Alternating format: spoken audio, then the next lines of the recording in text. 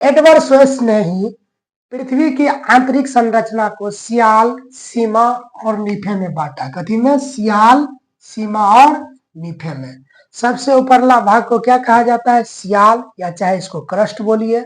बिचला भाग को क्या कहा जाता है? मेंटल, चाहे सीमा बोलिए। और निचला भाग को क्या कहा जाता है? कोर, चाहे नीफे बोलिए। ठीक, अब ध्यान दीजिएगा, तो इस सियाल, सीमा और नीफे, सियाल, सीमा और नीफे के जो विभाजित करने वाला रेखा है, ये एक रेखा और दो रेखा हो गया। इसके बाद पुनः इस सभी पार्ट को, जैसे क्रस्ट को, मेंटल को और नीफे को भी विभाजित किया गया। पहले सियाल, सीमा और नीफे को विभाजित करने वाला रेखा को नाम जान लीजिए। जैसे कि क्या है? सियाल और सीमा के विभाजित करने वाला रेखा का नाम है मोहो असंबद्धता। क्या है? मोहो असंबद्धता। इसके बाद क्या हो गया कि आपको सीमा और नीफे, सीमा और नीफे जिसको क्या कहते हैं? मेंटल और कोर, मेंटल और कोर के विभाजित करने वालों को रेखा का क्या नाम है? गुटेनबर्ग असंबद्धता। ठीक, गुटेनबर्ग असंबद्धता। अब क्या होगा? तो सियाल जो है इसको भी दो वर्ग में बांटा गया है।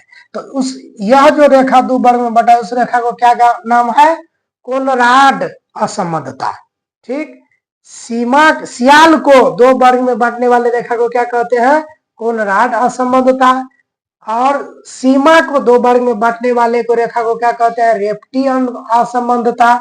और नीफे को दो वर्ग में बांटने वाले को रेखा को क्या कहते हैं? लेह असंबद्धता। तो ये असंबद्धता यानी बांटने वाला रेखा से क्वेश्चन एक न एक फिक्स रहता है। आप इस चित्र को ध्यान से देख लीजिएगा, अपना पेज पे बना करके अच्छा से इसको याद कर लीजिएगा। इससे आराम से क्वेश्चन पूछेगा कि सीमा और सियाल को, सियाल और सीमा को कौन रेखा बांटता है? तो मोहो असंबद्धता। सीमा और नीफो को कौन बांटता है? तो गुटेन असंबद्धता। ठीक, सीमा, सियाल को कौन दो भाग में बांटता है? तो कोनराड असंबद्धता। सीमा को कौन दो भाग में बांटता है? तो रेप्टी असंबद्धता। नीफे को कौन दो भाग में बांटता है? तो लेह असंबद्धता। मेरे ख्याल से आप इतना जान गए होंगे।